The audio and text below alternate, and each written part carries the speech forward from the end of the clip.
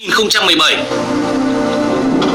Tuần trước bạn hẳn đã xem phân tích cập nhật của các thích khách rồi, nên ở đây chúng tôi sẽ lướt qua các thay đổi khác cập bến Salmon Reef.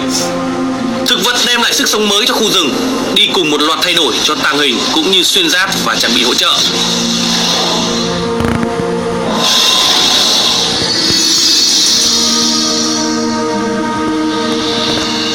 Đầu tiên, một loạt thực vật tương tác được sẽ xuất hiện.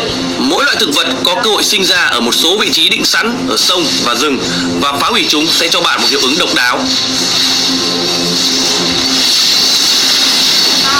Hạt thông nổ chỉ mọc trong góc phần tư của rừng, hất văng bất kỳ đơn vị nào gần đó khi bị phá hủy. Chúng rất hữu dụng để rút lui sau khi xâm lăng thành công, hoặc đơn giản chỉ nhảy qua tường mà thôi. Hoa soi sáng mọc lên ở bờ dốc giữa rừng và sông, thả ra một loạt bồ công anh ngang qua bản đồ từ chỗ kẻ phá hủy nó. Hạt bồ công anh làm lộ diện đơn vị và mắt địch, cho phép bạn có tầm nhìn hoàn hảo và kiểm soát khu vực. Cuối cùng là quả hồi phục, chỉ mọc ở sông, rơi ra nhiều quả hồi phục trên mặt đất khi bị phá hủy. Mỗi quả hồi máu và năng lượng, nhưng tướng ăn phải sẽ bị làm chậm một chút. Nhìn vào phần còn lại của rừng, chúng tôi quyết định bỏ lợi tức khi trừng phạt quái. Các bùa lợi này thực sự có ích, đặc biệt là ở đầu trận, nhưng không phải là một lựa chọn thú vị suốt cả trận đấu. Với nhiều tướng dựa vào bùa lợi đặc biệt để dọn rừng, chúng tôi chỉnh sửa các cư dân trong đó và thêm hồi máu cho trừng phạt để bù đắp cho sự thiếu hụt này. Cuối cùng, chúng tôi sửa nhẹ các bãi quái để làm nổi bật đặc trưng của chúng. Bạn sẽ bắt gặp những chú chim biến dị hay quái đá tí hon. Một con cóc thành tinh có tâm trạng không tốt lắm. Và đám lóc nhóc từng sống cùng bùa đỏ, bùa xanh nay đã trưởng thành và rời tổ rồi.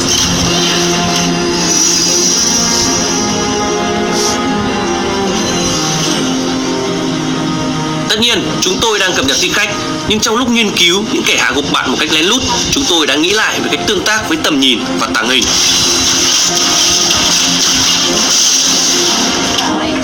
Tàng hình giờ chia thành hai loại: vô hình và ngụy trang. Khi vô hình, kẻ địch không thể thấy hoặc chọn bạn là mục tiêu đến khi hiệu ứng kết thúc. Ngụy trang lại là một dạng khác. Nó khiến bạn không thể bị mắt thường nhìn thấy trừ khi đến quá gần một tướng địch. Nội tại của Evelyn, vũ điệu bóng tối, là ví dụ hoàn hảo cho ngụy trang. Và giờ, một vài tướng khác cũng có khả năng này. Mắt tím nay đã được thay bằng mắt kiểm soát. Ngoài tầm nhìn, mắt kiểm soát làm lộ diện và vô hiệu hóa mắt và bẫy địch, giúp bạn dọn dẹp và kiểm soát một khu vực chừng nào còn sẵn sàng bảo vệ nó. Mắt kiểm soát chỉ cho thấy bóng của tướng vô hình, còn ngụy trang chỉ sẽ hoàn toàn lộ diện.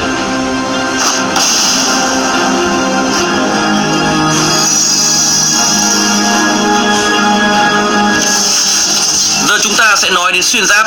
Xuyên giáp cộng thẳng ra đi và hãy cùng chào đón chỉ số mới có tên sát lực. Cũng gần như nhau thôi, nhưng nó gia tăng từ cấp đối thủ. Bạn sẽ khó rồi sát thương các mục tiêu cấp thấp hơn, nhưng lại cho bạn thêm chút sức mạnh khi bị thọt.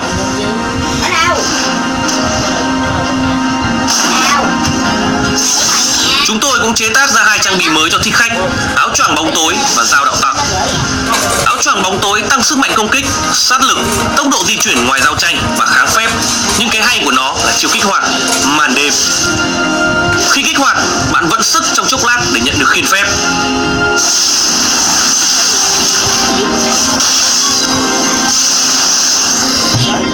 Trang bị khác theo thiên hướng rừng, dao đạo tặc, sẽ biến đổi thành dao hung tàn khi bạn cướp đủ quái to trong rừng địch.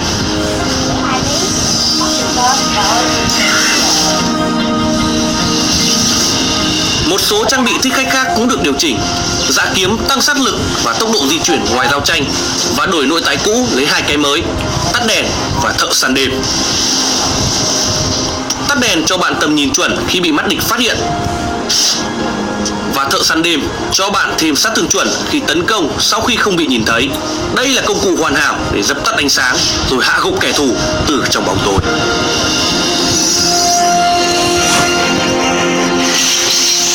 Với hỗ trợ, chúng tôi thay đổi lá chắn quân đoàn khiến nó trở thành một trang bị tình huống hơn là bắt buộc phải mua như hiện tại. Sau 8 năm, cuối cùng nó cũng không còn tăng kháng phép nội tại cho đồng minh gần đó nữa.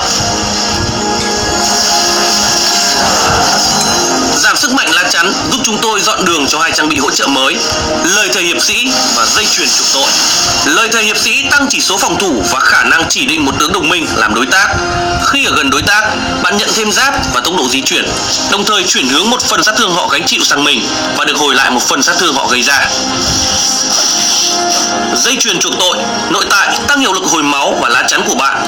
Nó cũng có hiệu ứng kích hoạt cho phép bạn chọn một vùng trên bản đồ. Sau chốc lát, nó hồi máu cho đồng minh và gây sát thương kẻ địch trong vùng đó. Thậm chí chết rồi, bạn vẫn dùng được nó. Thật đấy.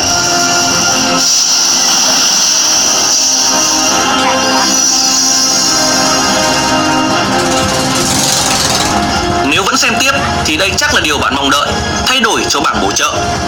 Chúng tôi thay thế chiến đấu lão luyện với một điểm then chốt mới, dũng khí khổng lồ. Nó cho bạn một lá chắn khi gây khống chế lên một kẻ địch. Thế đó, thay đổi lớn cho bảng bổ trợ.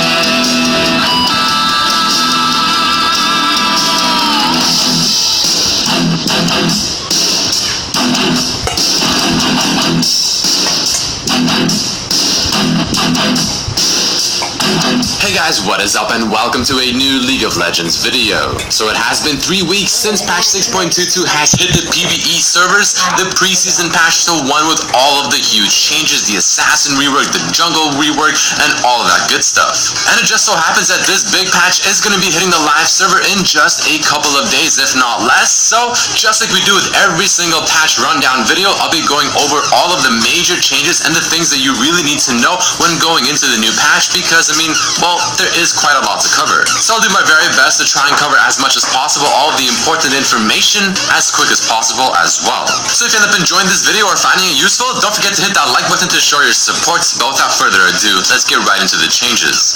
So without question, one of the biggest new changes, big changes coming to the patch of 6.22 is definitely the assassin update. If you are unaware, there are 4 big changes happening to Katarina, LeBlanc, Rengar, and Talon, and 6 smaller changes happening to Akali, Echo, Fizz, Kha'Zix, Shaco, and Zed. So let's go through a very quick, brief rundown for all of these changes. Katarina now essentially just requires a lot more skill to play, and there's a lot more thought process behind actually executing her abilities. She now works around throwing daggers and picking them up off of the ground, which in turn procs a spinning type ability that does damage, which is her ult W, and for the most part, other than that, she is fairly the same. And she's probably the 3rd strongest of the 4 major assassin changes in my personal opinion. Following Katarina, we also have LeBlanc, which for the most part is still fairly similar in concept, but now has a passive which procs upon attacking them with a spell, which will in turn proc again if you hit them with another spell, dealing